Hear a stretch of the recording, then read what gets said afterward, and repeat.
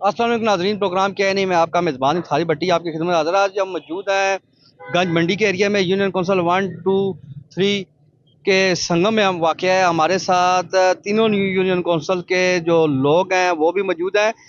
ये वो इलाका है जो मानसून के दौरान जो है वो कई दफ़ा डूब चुका है। लई के किनारे पे मौजूद है। अवाम का जो कहना है वो ये है कि ज़िला इंतज़ामिया की तरफ से बर वक्त इंतज़ामात नहीं किए जाते, और खुदाई का काम भी यहाँ पर जारी है, और ऊपर से मानसून भी शुरू हो चुका है, जिसकी वजह से गर्दो गुबार और बीमारियां भी फैली है। दूसरी तरफ जो है वो बारिश का पानी भी जमा होना शुरू हो गया है, और आने वाला वक्त जो है वो इस इलाके में ख़तरे की घंटी बजा रहा है, क्योंकि ये इलाका कई दफ़ा डूब चुका है। लई के ऊपर काम होने की वजह से लई मुख्तलिफ जगह से बंद है, जिसकी वजह से इस तरफ पानी का फ्लो ज़्यादा है। इलाका मकीन क्या कहते हैं उनसे पूछते हैं। जी अस्सलाम वालेकुम। जी वालेकुम सलाम। अच्छा सर, ये बताएं कितने अरसे से यहाँ पर ये खुदाई का काम जारी है?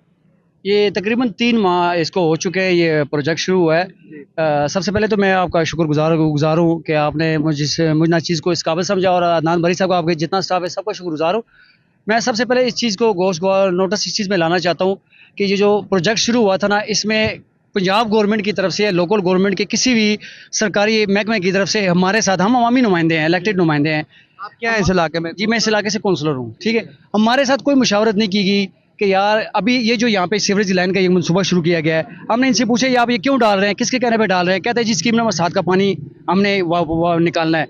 तो जब स्कीम नंबर 7 का पानी निकालना है, स्कीम नंबर 7 यहाँ से काफ़ी दूर है, उसके लिए पाइपलाइनों डालने का काम शुरू कर दिया, रोड उखाड़ के फेंक दिए। फिर उसके बाद उसने सबसे बड़ी बुराई ये की है कि वाटर लेवल नहीं निकाला इसका। जब आप वाटर लेवल ना निकालेंगे तो पानी कैसे नाले लेके अंदर जाएगा? इन्होंने एक वाटर लेवल नहीं निकाला। दूसरी बात यह कि जो बैप आपस में ऐसे जुड़ते हैं ना, आपस में उसको चारों तरफ से कंक्रीट की जाती है कि वो लीकेज ना करे, फिलिंग नहीं की गई। उसके बाद वाटर लेवल नहीं निकाला। फिर उसके बाद जो मेन रोड बनाया है ना, वो आरसीसी बनने चाहिए थे।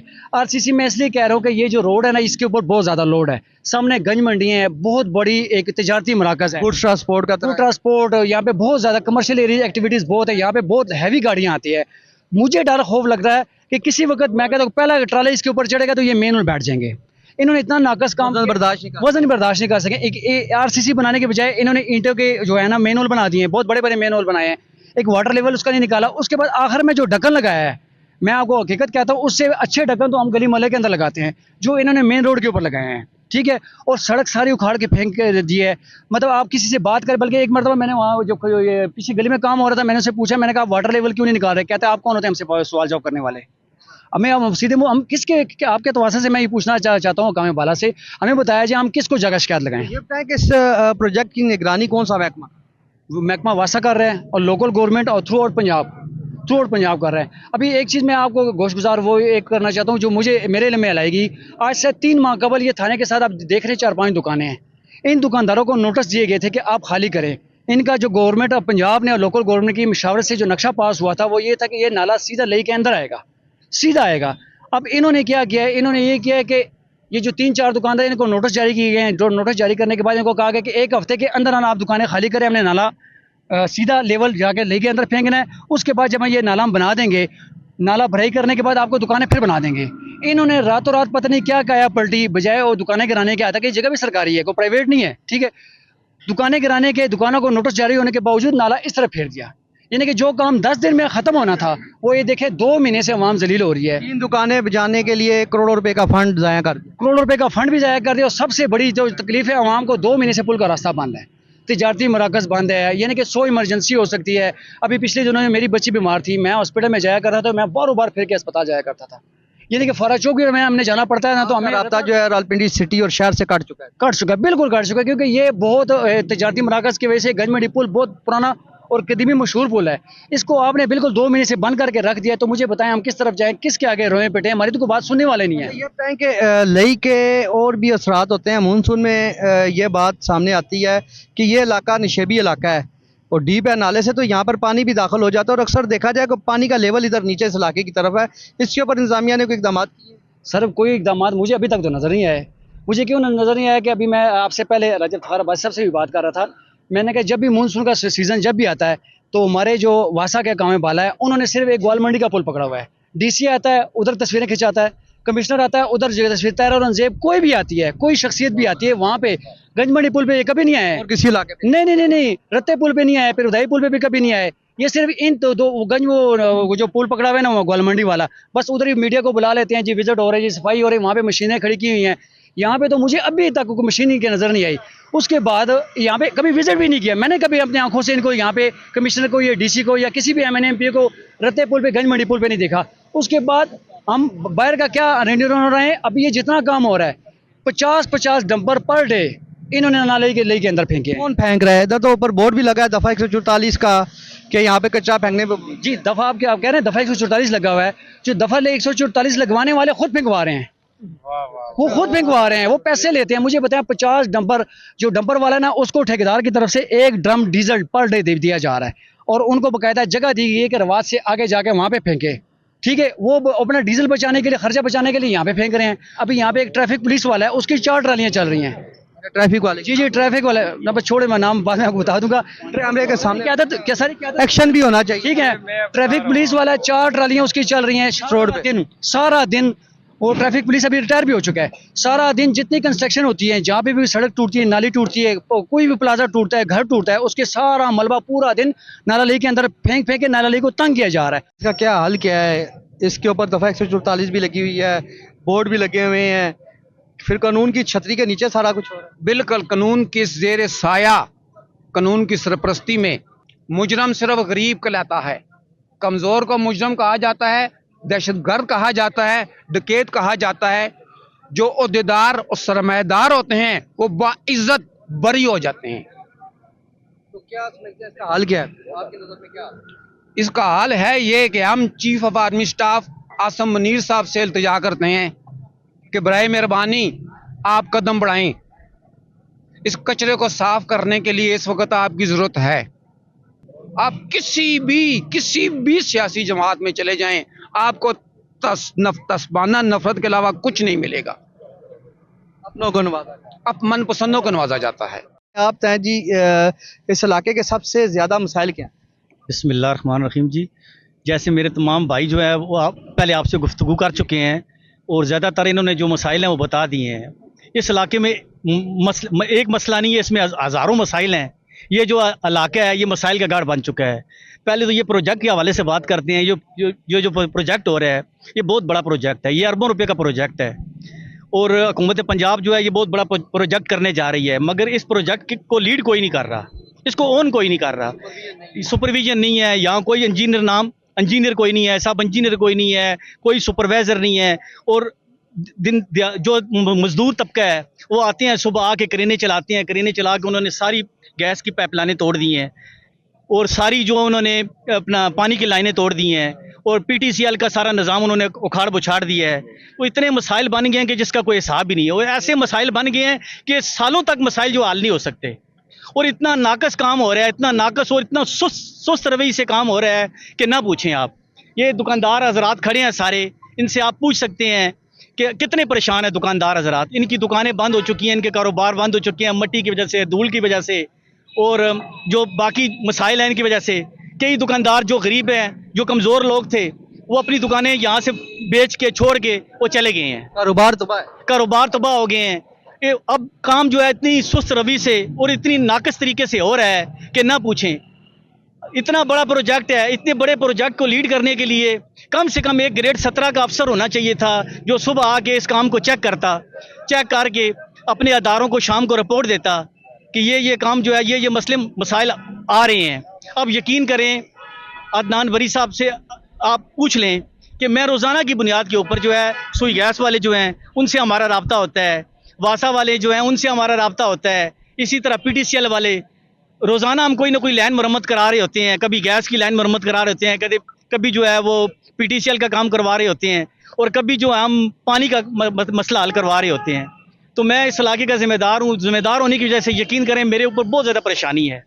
जितने भी दोस्त हजरात हैं वो सारे आके तनकीद करते हैं, वो कहते हैं जी कि क्या हो रहा है जी, हमें बताएं जी। तो खुदारा हुकूमती जो मतलब ओहदेदार हैं उनसे ये दरख्वास्त है कि आप जो है ये जो काम हो रहा है आप इसकी सुपरविजन करें, आप इसको ओन करें और अच्छे तरीके से इस काम को करें। अरबों रुपए का प्रोजेक्ट है, बहुत बड़ा प्रोजेक्ट है, ताकि आवाम को बहुत बड़ा रिलीफ मिले। ये रिलीफ के लिए ये जो प्रोग्राम शुरू है ये एक रिलीफ के लिए हुकूमत पंजाब ने शुरू किया है कि आवाम की ज़िंदगी आसान हो। इससे अवाम की ज़िंदगी आसान होना तो दूर की बात है, अवाम जो है मुश्किलात का शिकार हो चुकी है। जैसे कि मेरे भाइयों ने पहले आपको तफसीली तरीके से बताया है कि लेई के अंदर रोज़ाना जो है हज़ारों टन जो है वो मलबा जो है वो आके यहाँ डिस्पोज किया जाता है। तो दफ़ा 144 के बोर्ड लगे हुए हैं, मगर कोई बंदा जो है ना यहाँ हुकूमती अहदेदार खड़ा नहीं है, कोई इसको लीड करने वाला नहीं है, यहाँ कोई चेक एंड बैलेंस नहीं है। इसके अलावा बाकी जो मसाइल हैं, सफाई के मसाइल हैं, आज भी जो वासा के जो अपना सफाई मैनेजमेंट कंपनी के जो डायरेक्टर जनरल हैं उनसे बात हुई है सुबह, तो सुबह उनसे बात हुई है, यही उनसे दरख्वास्त की जाती है कि इलाके के जो मसाइल हैं इनको खुदारा इनको आप देखें, अपने जो आपके सुपरवाइज़र वगैरह जितने भी लोग हैं, सब इंजीनियर लोग हैं, इन सब को इनकी ड्यूटी के ऊपर फील्ड में भेजें। सुपरवाइज़र और मतलब सब इंजीनियर जितने भी फील्ड के लोग हैं इनको फील्ड के अंदर भेजें, ताकि ये लोगों के मसाइल देखें, लोगों के मसाइल को मौके के ऊपर हल करें। बाकी एक और बड़ा मसला है, यहाँ मंशात फरोशों का ये इलाका गढ़ बन चुका है, दोनों साइडें हैं, दोनों के ऊपर जो है ना वो नशई हज़रात बैठे हुए हैं और उन्होंने दुकानदारों के सामान दिन को वो जाते हैं, दुकानदारों के सामान बोरों के अंदर जो है डाल लेते हैं, जिस किसी का जो सामान बाहर पड़ा हो वो वहाँ से सामान उठाते हैं, उठा के आके यहाँ बेचना शुरू कर देते हैं। तो लोग बड़े परेशान हैं और जो बाकी लोग हैं, जो गुजरने वाले जो लोग हैं वो भी बड़े परेशान हैं। उनके पास पूरे छोरे होते हैं, वो किसी से कोई चीज़ मांगते हैं, अगर कोई बंदा उनको चीज़ ना दे तो रात के टाइम वो लोगों को लूटते भी हैं। तो ये भी बड़ा मसला है, लाइन आर्डर का भी बड़ा मसला है। सेफ सिटी के कैमरे देखें जी, सेफ सिटी के कैमरे भी लगे हुए हैं। हुकूमती जो आला अहदेदार हैं उनसे ये रिक्वेस्ट है, उनसे ये इल्तिजा है, पुरज़ोर अपील है कि आप जो भी फील्ड में काम करने वाले लोग हैं इनकी हाज़िरी को यकीनी बनाया जाए, रोज़ाना इनके ऊपर चेक एंड बैलेंस किया जाए, ताकि जो आवाम के जो मसाइल हैं उनको हल किया जा सके। और इसके अलावा जो है सफाई सुथराई का बड़ा यहाँ प्रॉब्लम है, यहाँ देख लें आप, जगह जगह कचरा पड़ा हुआ है। इसके अलावा बाकी जो मसाइल हैं, पानी के मसाइल आप हैं। इंतजामिया से मुतमईन नहीं? देखें जी, मुतमिन इस तरह बंदा होता है ना जी कि अवाम का जो काम है वो हल किया वो नज़र आए ना, लोगों को रिलीफ मिले ना, रिलीफ मिले, जो रिलीफ है वो बड़ा ज़रूरी है। महकमे तो मौजूद हैं, महकमे मौजूद हैं, भारी तनख्वाहें ले रहे हैं, बड़े बड़े प्रोजेक्ट चल रहे हैं, अरबों खरबों रुपए के पंजाब के अंदर प्रोजेक्ट हो रहे हैं, पाकिस्तान पूरे में सबसे ज़्यादा जो काम है वो पंजाब के अंदर हो रहे हैं। मगर यहाँ जो काम हो रहा है, यहाँ जो काम है इंतहाई मतलब वो सुस्त और इंतहाई मतलब वो नाकस काम हो रहा है। करप्शन की नज़र हो रहा है। देखें जी, जब काम जो है उसके म्यार के ऊपर नहीं होगा तो उसे आप क्या कहेंगे? एक चीज़ का एक म्यार होता है, जब कोई भी काम जो है वो अपने म्यार के ऊपर नहीं होगा तो यहाँ जो काम करने वाले लोग हैं, ठेकेदार हज़रात हैं, जो उन्होंने ये यहाँ का ठेका लिया है, उनसे कई दफ़ा बात हुई है, उनको बताया है, रात को उनके जो शावर हैं, उनकी जो मतलब क्रेनें हैं और उनके जो मतलब वो ट्राली हैं, उनको रिक्वेस्ट करके उनको बुलवाया गया है कि आप आएँ, ये रोड के अंदर कचरा पड़ा हुआ है, रोड के अंदर रोड बंद है, लोगों को गुजरने में मुश्किलात हो रही हैं। यहाँ करीब ही सिविल अस्पताल है, डिस्ट्रिक्ट हॉस्पिटल है, वहाँ जाने का कोई रास्ता नहीं है, इस तरफ से भी पुल बंद है और दूसरी तरफ डोगरती की तरफ से वो पूरा शहर से राब्ता काट, पूरे शहर से जी। यहाँ जो हम एक जजीरे के अंदर बस रहे हैं, हमारी ये हालत है कि दरिया के साइड पे या समुंदर की साइड पे एक जजीरा होता है, हम लेई की साइड पे एक जजीरा है। हमारा जो है ना लेई के साइड के ऊपर हम एक जजीरे में खड़े हैं, रत्ते वाला जो पुल है उसके करीब जो है वो वहाँ से भी खुदाई शुरू हो गई है, वहाँ से भी जो है वो गाड़ियों का रास्ता बंद हो गया है, यहाँ से भी गाड़ियों का रास्ता बंद है। एक दरमियान में छोटा सा रास्ता है, लेई का कच्चा रास्ता है, यहाँ से लोग गुजरते हैं और इतनी बेपनाह ट्रैफिक है, धूल है, मिट्टी है, लोगों के गले ख़राब हैं और लोग तो बीमारियाँ फैल रही हैं और लेई के गंदे पानी की वजह से बीमारियाँ फैल रही हैं। और इसके अलावा इतने मसाइल हैं कि अगर हम उनकी निशानदेही करनी शुरू कर दें, आप जो है ना वो कई प्रोग्राम रखें और कई प्रोग्रामों के अंदर भी उसको आप नहीं मतलब सिमेट सकते। हमारे साथ अभी एक ऐसे शख्स भी मौजूद हैं जिनकी पाकिस्तान की जमहूरियत की जदोजहद में एक बहुत बड़ी कुर्बानी है। इनका जो ये एक बाजू है, जो राइट हैंड वाला बाजू है, ये नज़ीर भुट्टो शहीद की जब वो धमाका हुआ था उसमें ये अपने बाजू से महरूम हो गए थे। इनसे पूछते हैं ये क्या कहते हैं। जी, आप एक नज़रियाती कारकुन हैं एक पार्टी के, क्या समझते हैं कि जैसे इधर बाकी दोस्तों ने कहा कि वो जमहूरियत कहते हैं, जमहूरियत रही नहीं है, क्या समझते हैं? आपने तो जमहूरियत के पीछे अपनी बाजू कुर्बान की है। बिस्मिल्लाहिर्रहमानिर्रहीम। थोड़ा सा ऊंचा बोलो। जमहूरियत 5% रह गई, जैसे मैं बात कर रहा हूँ, ये कर रहे हैं, ये कर रहे हैं। 5%, 5% में ब्यूरोक्रेसी कंट्रोल नहीं होती। कम से कम जो हम आइंदा इलेक्शन में देख रहे हैं, 15 से 20% अगर जमहूरियत देंगे तो फिर आगे बात बनेगी। दूसरा, ये जो प्रोजेक्ट का मसला है, ये 4 अरब का है। अब लेक के जो पैप का उठान है वो 17 फुट है। इस 17 फुट से चलते चलते आगे अपने लेवल पर जाएंगे। अब मैं सुस्त रवि का इस हिसाब से देखता हूँ, ये कोई हादसा देखने वाला है। जब हादसा होगा, खिंचातानी होगी, तो काम ज़्यादा तेज होगा। आपका कहने का मकसद है इंतजामिया किसी बड़े हादसे के इंतजार में है। हाँ, किसी हादसे का शिकार ये देख रहे हैं। तो जैसे एक स्कूल में हाल ही में टीचर पढ़ा रही थी, 14 बच्चे मर गए। ये इस तरह के हादसा होते हैं, फिर हुकूमत जाग पड़ती है। तो हम ये समझते हैं ये जो प्रोजेक्ट है, ये इसका अंदाज़ा जो तजर्बा कहता है, मैंने कापी तो नहीं देखी, शायद मलिक साहब ने देखी हो।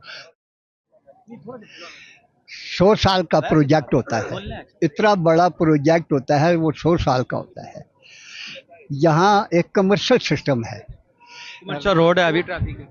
रात को जब आप आए 10 बजे के बाद जो यहाँ से ट्रैफिक गुजरती है, वो बहुत हैवी वेट ट्रैफिक है। उससे खदशा ये है कि ये ज़्यादा से ज़्यादा बहुत हुआ तो 10 साल से ऊपर ये निज़ाम नहीं चलेगा। दूसरा ये है कि ब्यूरोक्रेसी पे नज़र रखना, ये हुकूमत पंजाब का काम है। ये नहीं कि आए हैं, टेंडर भरा, दे दिया। टेंडर में जहाँ के जितने यूसी के इलाके लगते हैं, वहाँ के हिस्सेदार हैं ये, इनकी मुशावरत से ये काम होना चाहिए था। पहली बात तो ये है। जब इनकी मुशावरत से काम नहीं हुआ तो फिर यहाँ के MNA और MPA को मुशावरत करनी चाहिए थी। ये जो इलाके नीवे गहराई में है, इस पैप के अंदर अगर आ जाएँ तो वलीमत है, अगर नहीं आते तो ये पीछे पानी रुकने का खदशा है। इसमें कोई दो राय नहीं। दूसरा ये है कि रोड के साथ जो कारोबारी सिस्टम है, वो मैं समझता हूँ 75% कारोबार ख़त्म हो चुका है। बाकी 25% में जब इनका कस्टम वाले आ जाएंगे, वो आ जाएंगे, जी ये आप इतने टैक्स दीजिए, इतने टैक्स। क्या इनका कोई बाप लगा हुआ है कि ये कमाई काट के जो वो अपने मकान बेच के तो आपको टैक्स देगा? सब चीज़ें नज़र रख कर तो ऐसे प्रोजेक्ट खोलने चाहिए जिसमें आवाम की परेशानी कम से कम हो। ये नहीं है कि आवाम, अब ये प्रोजेक्ट पता नहीं 6 महीने का है, साल का है, जिस रफ्तार से ये लगे हुए हैं। होना तो ये चाहिए था कि जब इन्होंने खुदाई की, पैप का ज्वाइंट किया, उस पॉइंट में ज्वाइंट करने के बाद कम से कम 5 फुट या 10 फुट इनको कंक्रीट डालनी चाहिए थी, विद सीमेंट मिला के। कंक्रीट ही डाली गई, तो ये तो उन्होंने मिलाई नहीं। अब हैवी ट्रैफिक का मसला ये है कि जब हैवी ट्रैफिक इस लाइन पे चलेगी तो उसका हाल क्या होगा। मैंने एक प्रोजेक्ट देखा है लाहौर में, जो इनका एयरपोर्ट ख़त्म हुआ है, उसका ज्वाइंट बनता है आगे जाके कैंची, उसमें नाला जाता था, तो जब बारिश होती थी 10-10 फुट उसका पानी खड़ा होता था। उस प्रोजेक्ट को इन्होंने दिन रात एक लगा के तो उसको मुकम्मल किया, और प्रोजेक्ट भी इससे 1000 गुना बेहतर उन्होंने बनाया। क्योंकि मैं उधर 10 दिन रहा हूँ और मैं सारा देखता रहा हूँ, फिर मैं जब इसको देखता हूँ तो ज़मीन आसमान का फ़र्क है। आपका मकसद कहने का ये है कि काम उस तरह नहीं हो रहा जैसा होना चाहिए, और इस काम कोई मजबूती नहीं नजर आ रही। इसमें बहुत सारी चीज़ें इन्वॉल्व होती हैं। जब बहुत सारी चीज़ें इन्वॉल्व हो जाएं तो प्रोजेक्ट उस तरह नहीं बनते जिस तरह। मुतमईन नहीं है गवर्नमेंट के काम से? जी, मुतमईन नहीं है गवर्नमेंट के काम से? जब से आए हैं चले जाएंगे, मुतमिन कोई भी नहीं होगा। यहाँ ये खड़े हैं, अगर सियासी माहौल में इनसे पूछें तो मेरा नहीं अंदाज़ा कि 2 से 4 या 6 आदमी निकले। ये इस चीज़ को छोड़े। ये इलेक्शन होता है ना तो सब्ज़ बाग दिखाते हैं, जब सब्ज़ बाग दिखाते हैं, मिसाल को मैं ही हूँ, मैं पीपल्स पार्टी का हूँ। हमने कभी भी जाकर दरवाजे को खटखटा कर वोट नहीं मांगी, इसलिए कि कल को हम अगर जीत कर आए, हम उस प्रोजेक्ट पर मुकम्मल ना हो सके तो फिर लोग हमें पूछेंगे। अपनी खुद रो, अगर डब्बा भर जाए तो वलीमत है, नहीं भरा जाता माजरत है। ये बात है। वेलकम बैक नाज़रीन, जैसा कि प्रोग्राम में गुफ्तगू हो रही थी मिसाइल के बारे से, ये इलाका जो है वो मिसाइल का गढ़ है और मिसाइलिस्तान बन चुका है। अवाम जो है वो इस टाइम परेशान है, चूँकि ये वो गुंजान आबाद इलाका है जो रावलपिंडी सिटी से है। इस इलाके से एक साबका मिनिस्टर भी इलेक्ट हो चुके हैं और मौजूदा मिनिस्टर भी इसी इलाके से ही हैं, लेकिन ये वो इलाका है जिस इलाके से मिनिस्टर जन्म लेते हैं, लेकिन ये वो इलाका है जो आवाम के लिए जन्म बन चुका है। और यहाँ की जो आवाम है वो बड़ी मुश्किलात का शिकार हो चुकी है। उनका ये कहना है कि हमें इस अजाब से निकाला जाए, इस जजीरे को भी जो है वो रावलपिंडी सिटी के साथ अटैच कर दिया जाए, क्योंकि ये इलाका कट चुका है। चारों तरफ से लई के इर्द गिर्द फैला हुआ ये इलाका है, जिसकी जगह जगह से तरक्याती कामों की वजह से हैवी ट्रैफिक और दीगर जो तजारती सरगर्मियाँ वो बंद हो चुकी हैं। और बाकी के हम सैल उस वाले से पूछेंगे। जी आप तय, आपका क्या मसला है? मेरा मसला यही है कि ये ज़ारा कॉलोनी में रहने वाला कश्मीर का है, ठीक है, कश्मीर डाना की चिली का रहने वाला हूँ, मगर इधर का मैं रिहायशी हूँ, ठीक है कि नहीं। ज़ारा कॉलोनी में जब से मैं इधर आया हूँ तो मैंने देखा नहीं कि कभी रिहायशी हुई है नहीं है।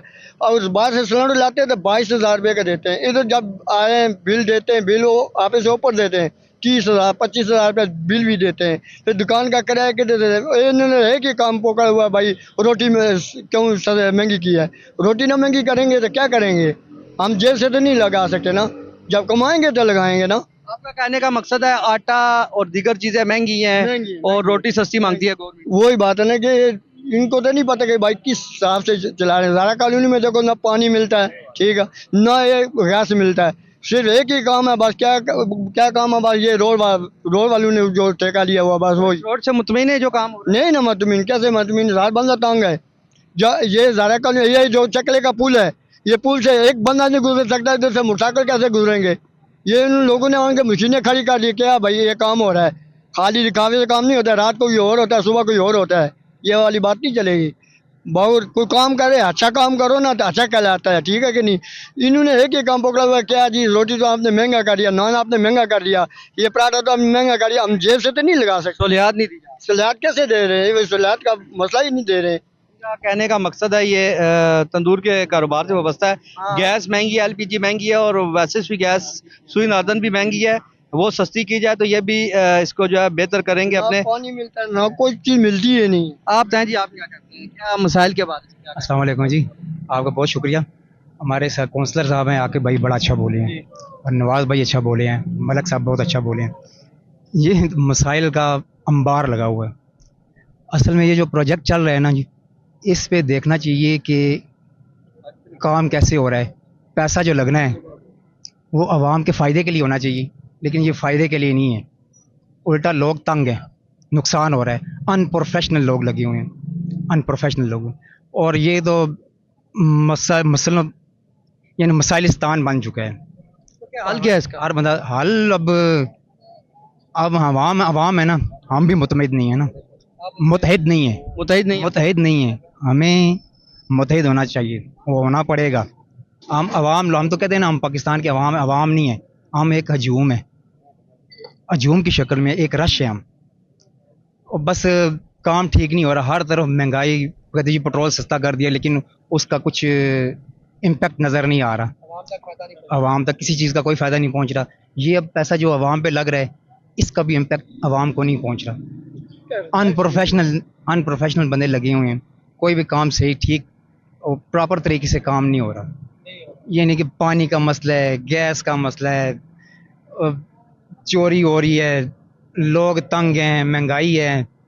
बस अल्लाह ताला ही अब करम करे, कुछ अल्लाह ताला करम करे, कुछ ऐसा अल्लाह का नेक बंदा को आए। और जो बैठे हुए नेक नहीं, जो बैठे हुए हैं वो बुरा भी नहीं कह सकते। हाकिम वक्त की इताअत करना हमारी ज़रूरी है, हज़ूर सल्लल्लाहु अलैहि वसल्लम का हुक्म है हाकिम वक्त की इताअत करना। लेकिन अब अल्लाह ताला ही करम करे, अब ऐसा बंदा चाहिए।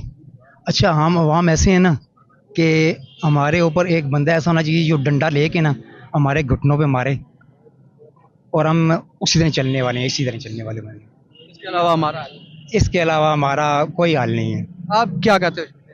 मेरे ख्याल से मैं भी क्या बताऊं, ये कचरे के हालात, ये रोड के हालात देखो, पूरा पेंडी को खोदा हुआ है 3 महीने से। ये तो तरक्याती काम हो रहे हैं ना। तरक्याती नहीं हो रहा है ना, 3 महीने से ये काम होना चाहिए था।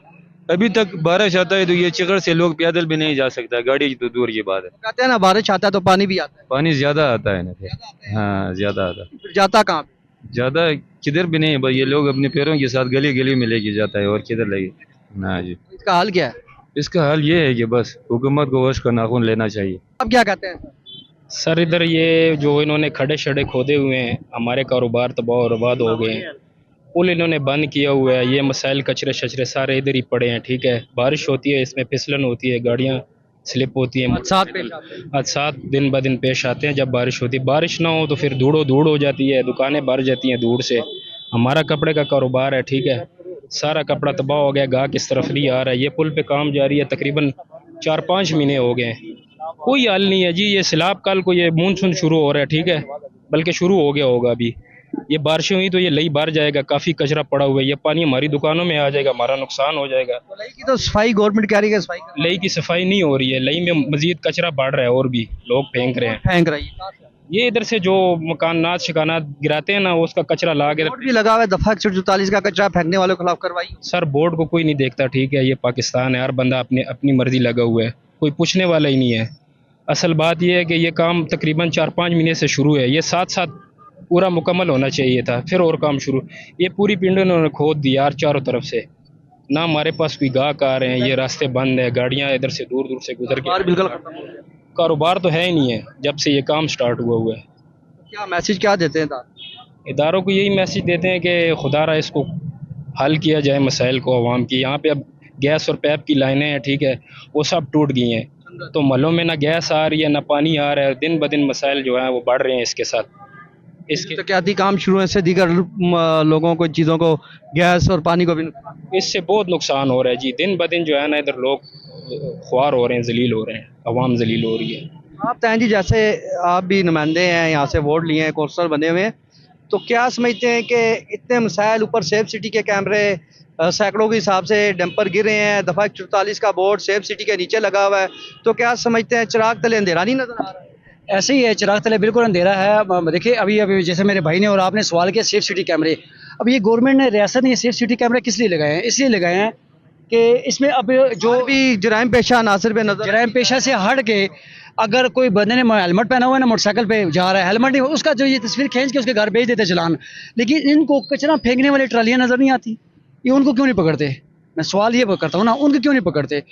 पूरा दिन, मैंने आपको पहले भी बता चुका हूँ कि पूरा दिन कम से कम 40-50 ट्रालियाँ फेंकी जाती है। ये जितना प्रोजेक्ट ये चल रहा है, अभी ये तो बनी चौक तक जाएगा, साल का प्रोजेक्ट है इसका। ये जितना कचरा ना सारा लाला गले के अंदर फेंक रहे हैं। मैं आपके तो से मैं बताता हूँ, एक दिन साल पहले की बात है कि RDA के एक अफसर मेरे पास खड़ा हुआ था, मैंने कहा आप लोग यहाँ पे ये बोर्ड लगा रहे हैं कि यहाँ पे जी कचरा ना फेंके, तो बोर्ड लगा रहे हैं, इस पर अमल दराबेज भी करवाए ना। आगे से मुझे कहता ये सड़ देते सिखाने हैं ना, सड़नते हुए ना ये फेंकते हैं तो हमारे ठेके होते हैं ना।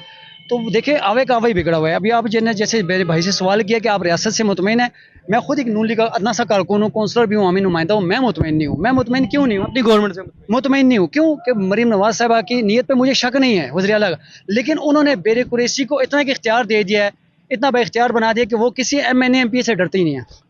उनको इतनी पावर दे दी गई है कि वो अपनी शहनशाही, अपनी उन्होंने हुकूमत बनाई हुई है। पहले एक डर खौफ होता था कि MNA MP मेरी CM को शिकायत लगा, चीफ मिनिस्टर को शिकायत वाला काम ही खत्म हो चुका है। अभी ये सब अच्छे की रिपोर्टें बना के भेज रहे हैं। अभी मैं छोटी सी बात बताता हूँ, अभी मेरे भाई ने पेट्रोल की महंगाई की बात की है। देखिए मेरे बात सुनिए, पेट्रोल 460 रुपये लीटर था, तो इस रोड पे चिंची चलने वाले जो चिंची वाले हैं, इन्होंने 70 रुपये सवारी कर दी। आज पेट्रोल 299 रुपये पर लीटर हो चुका है, 160 रुपये 161 रुपये कम हो चुका है, लेकिन इसके बावजूद भी वही 70 रुपये ले रहे हैं। किससे हमें अब इंतजार कर रहे हैं? सेक्रेटरी RTA सब अपने ऑफिस में बैठे हुए हैं, AC रूम में, सब अच्छे की रिपोर्टें बना के मरीम नवाज साहब को भेज रहे हैं। सब मरीम नवाज साहब इनकी सब नवाज साहब तो कहती है मुझे एक बात की खबर होती है, बस वो उनके जो इंतजामिया को जो उन्होंने इख्तियार दे दिया, वो सब अच्छी की रिपोर्टें बना के उनको भेज रहे हैं, वो उनको देख के खुश हो रहे हैं। मैं आपको बताता हूँ, मुझे अच्छी तरीके से याद है PTI के दौरे हुकूमत में उन्होंने टाइगर फोर्स बनाई हुई थी, और वो टाइगर फोर्स एक व्हाट्सएप ग्रुप में ऐड थे, उनको बाकायदा एक खुफिया कार्ड बना के दिए गए थे। टाइगर फोर्स मुझ जैसे कारकुन थे, मेरे जैसे आप जैसे इंसान थे, वो दाएं बाएं बाजारों में जब घूमते थे उन्हें पता नहीं होता था कि ये टाइगर फोर्स वाला है। वो आके रेट का चीज़ पूछते थे, तो जैसे वो चीज़ उन्हें महंगी नजर आती थी वो लोकेशन तस्वीर अभी तो पैरा फोर्स भी आ गई है ना। एक पैरा फोर्स तो बड़ा नाम फोर्स है, जितनी करप्शन वो कर रही है, मैं कहता हूँ कि उन्होंने बेड़े गर्क कर दिया है। वो भूखे प्यासे, जैसे कहते हैं ना, जब ये शेर को शिकार नहीं मिलता तो अपने बच्चों पे भी हमला करता है। ये तो सबसे बड़े बदतमीज़ और बेहया इन्होंने भर्ती किए हुए हैं, पढ़े लिखे नौजवानों ने भर्ती किए हैं। इतना एक करप्शन इन्होंने रिकॉर्ड तोड़ी है। अभी 4 दिन पहले मेरे इस रोड के ऊपर आए हैं, 12,000 रुपये एक दुकानदार को ने जुर्माना किया है, 6,000 रुपये 1 रुपये दुकानदार को लिया है और 2,000 रुपये एक दुकानदार से लिया है। मैं इसको कहता हूँ 2,000 नहीं 50,000 जुर्माना होनी, वो सरकार में जाना चाहिए। इन्होंने कोई रसीद नहीं दी, कोई चलान नहीं काटा, पैसे लिए जेब में डाले और वो चलते बने।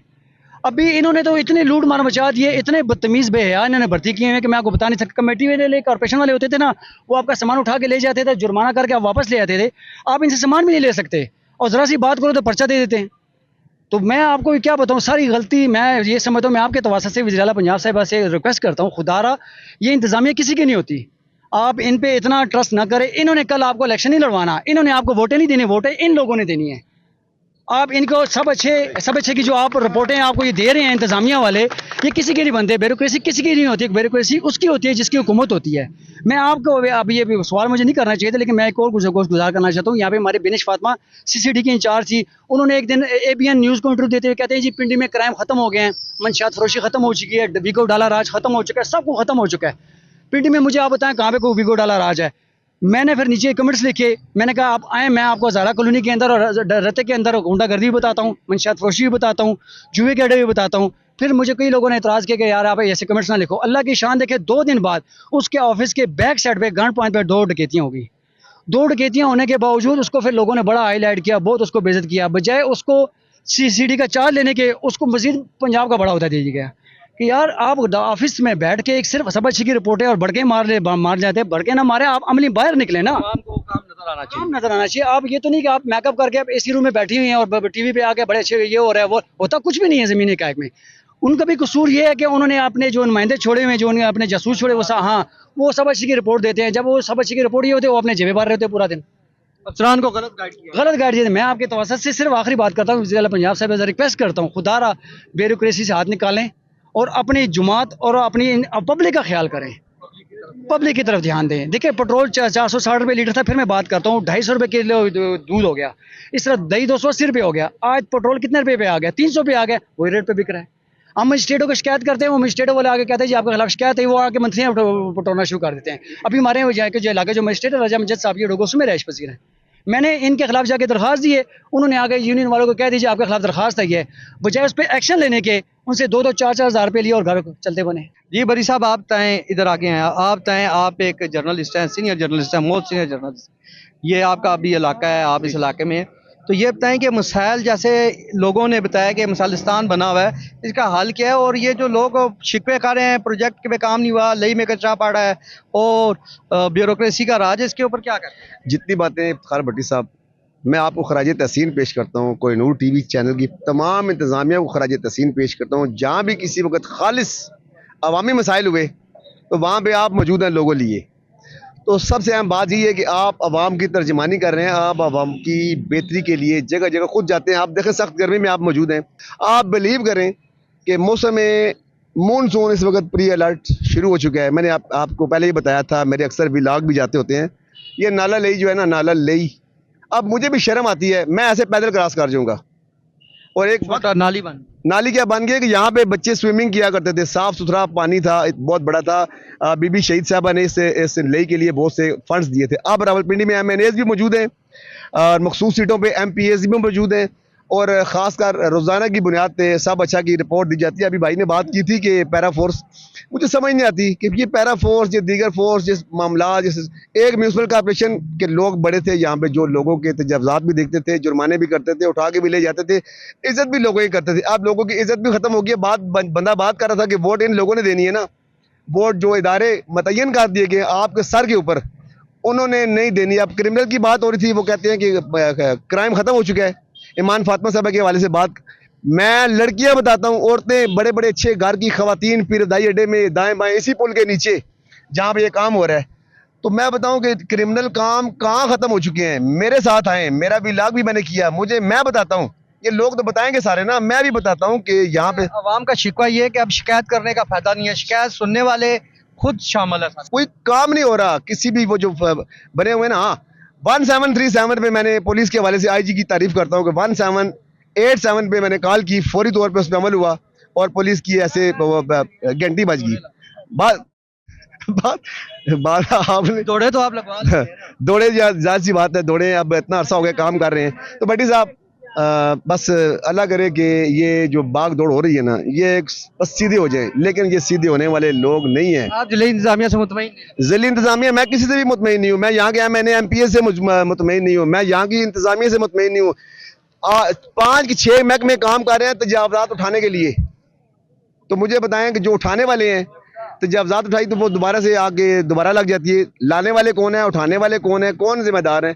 कोई भी नहीं है। मुतमईन करती तो मैं मुतमईन नहीं हूँ, क्योंकि मैं अवाम के बीच में रहता हूँ, मैंने अवाम की तर्जमानी करनी है। अगर मेरी अवाम मुतमईन नहीं है तो मैं कैसे मुतमईन हो सकता हूँ? जी नाज़रीन, प्रोग्राम में जैसा कि अदनान बरी साहब बता रहे थे कि अवाम का लिए जो ये हुकूमत अवामी वोटों से मुंतखब होकर आई है, लेकिन अवाम की शिकायत का अजाला किसी सूरत में नहीं हो रहा। अपने मेज़बान इफ्तारी भट्टी को इजाज़त है, अगले प्रोग्राम में हाज़िर होंगे लाने के बाद।